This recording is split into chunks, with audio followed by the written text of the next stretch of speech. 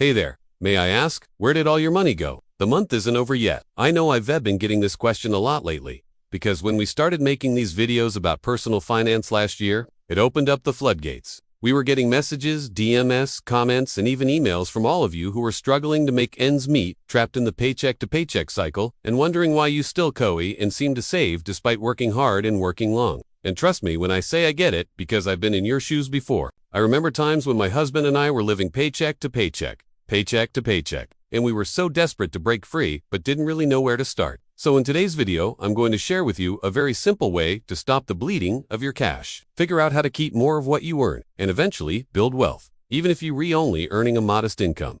So let's get right into it. Paycheck to paycheck, paycheck to paycheck. This cycle starts when your income only covers your needs for a short period, like a few days or maybe a couple of weeks. Every Sweldo goes to rent, groceries, bills, and utang. Before you even get a chance to try to save, it's gone. And then life happens. There are birthdays to celebrate, medical bills to pay, sudden repairs to attend to, and other unplanned expenses that require extra cash.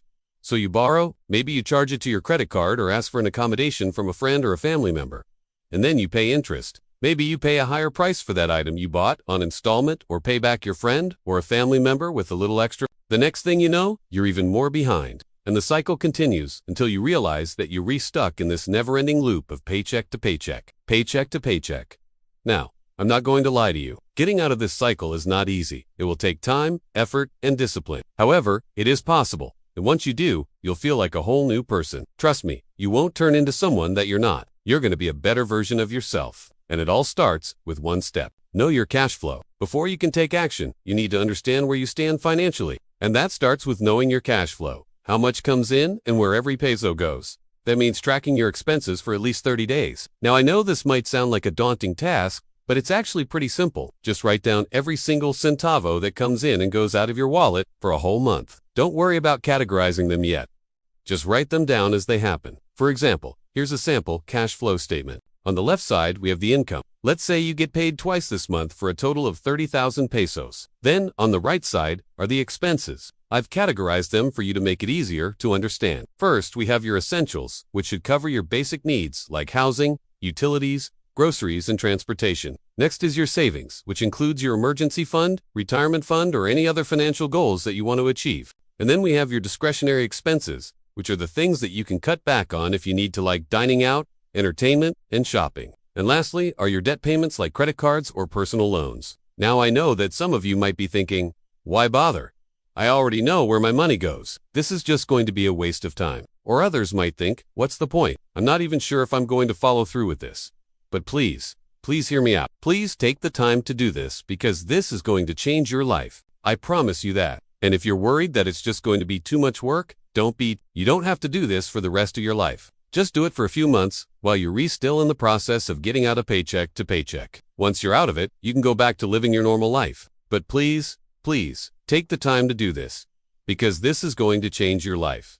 I promise you that. Alright, now that you've got your cash flow figured out, it's time to move on to the next step. Start a 3-envelope system. Alright, let's talk about the 3-envelope system. If you haven't heard of it, it's basically a budgeting method that helps you track your spending and save money by separating your cash into 3 envelopes labeled essentials, savings, and flexible. So, for your essentials envelope, put in the amount of money that you need for your essential expenses, like housing, utilities, groceries, and transportation. Your savings envelope should have at least 10% of your income allocated towards savings. This is going to be your emergency fund, your retirement fund, or any other financial goals that you want to achieve. And finally, the flexible envelope is for everything else. This is your entertainment money, your shopping money, and your dining out money. Now, I know this might sound like a lot of work, but trust me, it's so worth it. It's helped me a lot in staying on track with my finances and achieving my financial goals. And the best part is, you can start small. If you're just starting out, you don't have to commit to putting in 10% of your income into your savings envelope right away.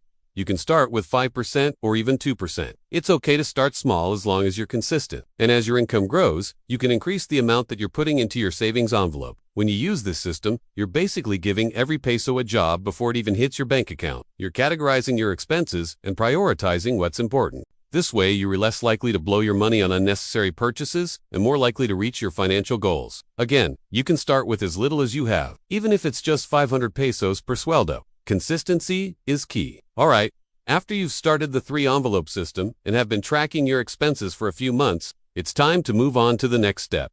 Build a 1-month buffer. When you've been living paycheck to paycheck, it's easy to feel like you're always on the brink of disaster. One unexpected expense, and you're spiraling. But with a buffer, you'll have peace of mind knowing that you have a safety net to fall back on. Think of it like an insurance policy for your finances. Instead of stressing out every time something goes wrong, you can take a deep breath and know that you're covered. Plus, having a buffer can actually help you save more money. Here's how. When you have a buffer, you're less likely to resort to credit cards or payday loans when unexpected expenses come up. Instead, you can dip into your buffer and pay it back later. That way you're avoiding high interest rates and fees that come with borrowing money.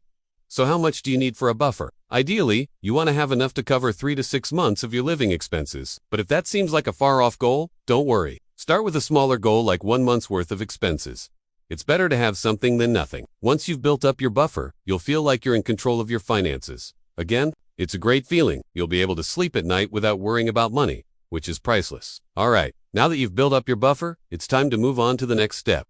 Grow from survival to stability. By now, you've done the hard part. You've tracked your expenses, created a budget, and built an emergency fund. So pat yourself on the back because you've already come a long way. Now it's time to set your sights on growth. And it starts with focusing on your income. Look for ways to increase your earning potential, whether that's learning new skills, freelancing, or starting a side hustle. Remember, this is a marathon, not a sprint. Be patient with yourself and celebrate your progress along the way. And don't forget to stay focused. It's easy to get distracted by shiny objects and quick fixes, but the best way to build wealth is consistently over time. Stay focused on your goals, and don't be afraid to ask for help along the way. With a little effort and dedication, you can escape the paycheck-to-paycheck cycle and achieve financial freedom. It doesn't matter if you're a college student, a stay-at-home parent, or a full-time employee.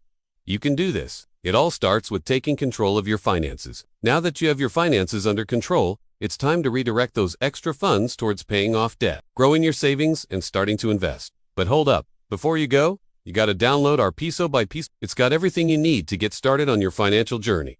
It's free. So what are you waiting for? Grab it now and start building that life you're after.